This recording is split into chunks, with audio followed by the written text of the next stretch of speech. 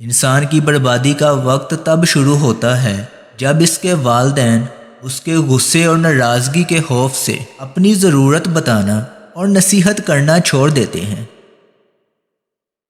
جو تیرے سامنے اوروں کی برائی کرتا ہے وہ یقیناً دوسروں کے سامنے تیری برائی کرتا ہے۔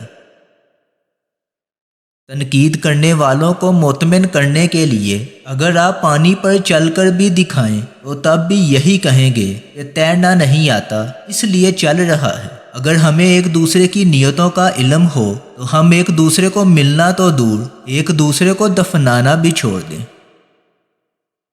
کہتے ہیں کہ سنبھال کے رکھی ہوئی چیز اور غور سے سنی ہوئی بات کبھی نہ کبھی کام آ ہی جاتی ہے۔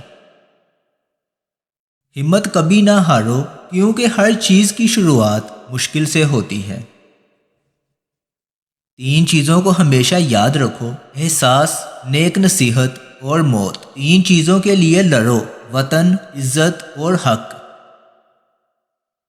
محبت سب سے کرو لیکن اس سے اور بھی زیادہ کرو جس کے دل میں تمہارے لیے تم سے بھی زیادہ محبت ہو۔ جو اپنے نصیب پر روتے ہیں دراصل ان کو یہ خبر ہی نہیں ہوتی کہ اللہ نے ان کے لیے اور بھی بہت بہتر لکھا ہوتا ہے۔ اگر تمہیں سکون چاہیے تو اللہ کے پاس تلاش کرو، دنیا کے پاس نہیں، کیونکہ دلوں کا حال اللہ بہتر جانتا ہے۔ کسی سے محبت کرنے سے پہلے اپنے دل کو قبرستان بنا لو تاکہ اس کی غلطیوں کو وہاں دفن کر سکو۔ اگر تم عظمت کی بلندیوں کو چھونا چاہتے ہو تو اپنے دل میں انسانیت کے لیے نفرت کی بجائے محبت آباد کرو۔ دل ایک پھول کی طرح ہے، جب تک یہ کھلا نہ ہو یہ دنیا میں اپنی خوشبو نہیں بکھیر سکتا۔ وہ بھی کیا آنکھ ہے جس میں بینائی نہ ہو، امتحانوں میں رسوائی کے سوا اس کے لیے کچھ بھی نہیں۔ خاموشی سمندر ہے اور گفتگو نہر کی طرح ہے، تجھے سمندر تلاش کر رہا ہے، تو نہر کی تلاش نہ کر۔ محبت تو یہ ہے کہ جب خدا کہتا ہے میں نے یہ سب کچھ تیرے لیے پیدا کیا ہے تو تم کہتے ہو کہ میں نے تیرے لیے سب کچھ چھوڑ دیا ہے۔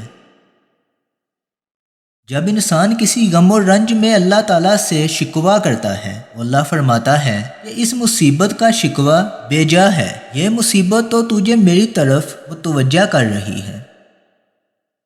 یہ بات معنی نہیں رکھتی کہ آپ کتنی زبانیں سمجھ سکتے ہو، صرف دلوں کو سمجھنا ہی آپ کو اہم بناتا ہے۔ انسان جیسا خود ہوتا ہے دوسروں کو بھی ویسا ہی سمجھتا ہے، تو دنیا دار ہے تو دوسروں کو بھی ویسا ہی سمجھے گا۔ انسان اپنی حالت پر دوسروں کو قیاس کرتا ہے۔